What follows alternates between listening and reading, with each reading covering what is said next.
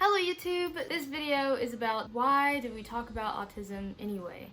So for number one on why is talking about autism important, we have because it affects around 1% of the population. It's just there's a giant wasp outside. 1 out of 100 people. Like, that doesn't sound like a lot, but then again, it does. Number two, because it is not curable. Autism can't be cured. If it can't be cured, we don't want it cured, then we should have support and we should talk about it. Number three, it does not have a whole lot of support. I know what you're thinking, what about, like all of the autism centers and stuff like that? Once you become an adult, and when I say adult, I don't mean 18, I mean 20, 25, 40, 60, there's very little support. People think, oh, you just need to grow up, you just need to suck it up the older you get. Number four is because there's a lot of stigma surrounding autism. I'm just gonna reference Family Guy. I love Family Guy, I love watching Family Guy. There are a lot of autism jokes, but to someone who has no idea about autism, has not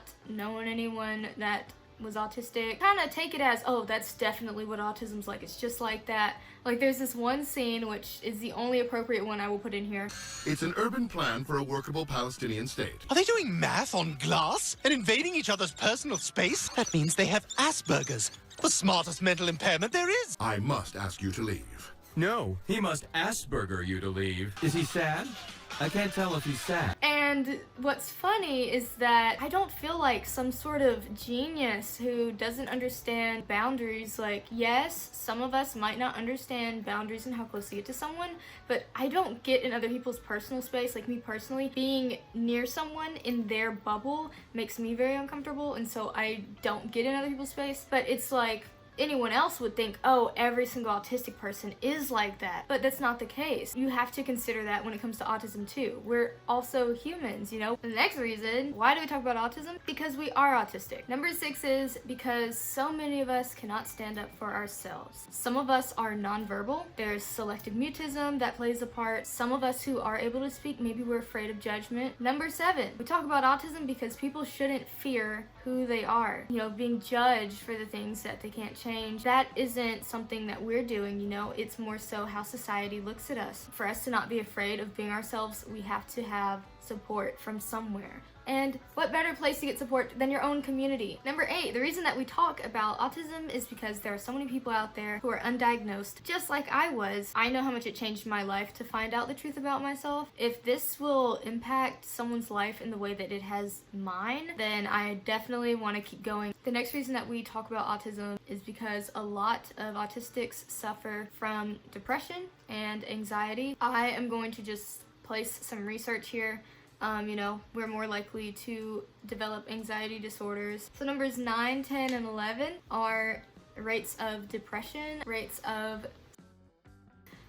are very high. It's something that is just so much deeper. Like, I can't really explain it in this video. These are the numbers. Like, even though we try to make it seem all bedazzly and fun and cute and quirky, these are the real numbers, and it's kind of scary, especially as someone who is autistic. That also covers number 11 that I have on my paper. I'm just gonna keep going. Number 12, the reason that we talk about autism is because of bullying. Being that person that's not, the popular kid or that just doesn't get bullied. I don't know how that happens to people. How do you just not get bullied? They shouldn't feel like they're the only person this is happening to, and that it's always going to keep happening to them. And so we talk about these tactics to, stand up for yourself. Number 13, the next thing I'm going to bring up is actually something that we talk about in psychology, Maslow's pyramid of needs, or Maslow's hierarchy of needs, whatever you want to call it. And it is just a diagram, looks a lot like the food pyramid, but it's not. It is much more important than the food pyramid.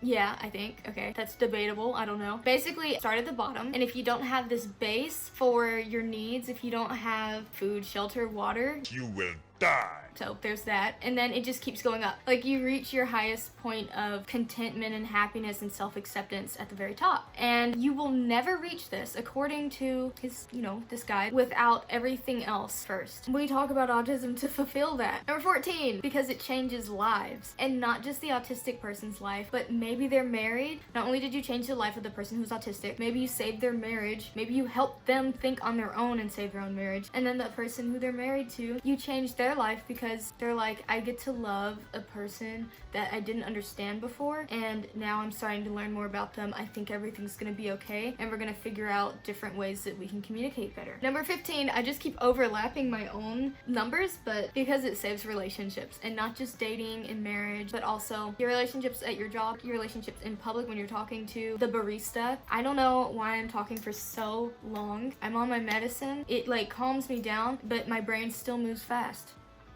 Number 16, I already mentioned this earlier, I don't know why. Because we are humans, okay? You guys know that I'm not like some sort of turtle standing up here, even though I might look a little bit like one. When I say autistics are humans, I mean that we have a variety of traits. We also deserve to be able to talk about things that interest us. Another reason that we talk about autism is because if we don't talk about it, nobody else will.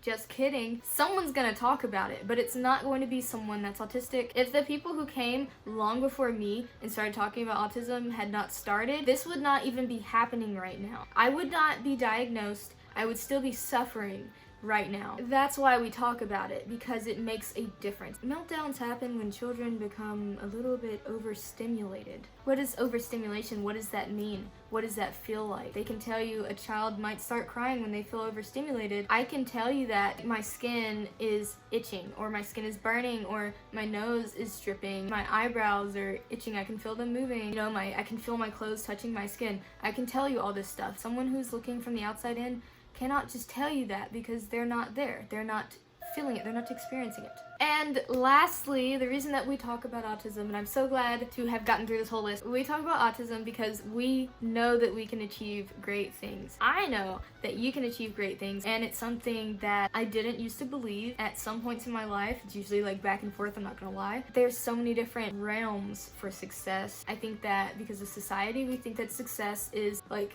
being a boss babe, very expensive clothes, and becoming a pop star. But success, honestly, to me is defined as you have dreams, you have goals, you have things that you really wanted to achieve, and that's what I'm saying you can do. I'm saying that that force inside of you that tells you this is what I'm good at, this is what I enjoy doing, this is what makes me happy, you can do that. You can turn it into a business, you can turn it into a franchise, you can do whatever you want, as long as you believe in yourself. I have these circles in my eyes.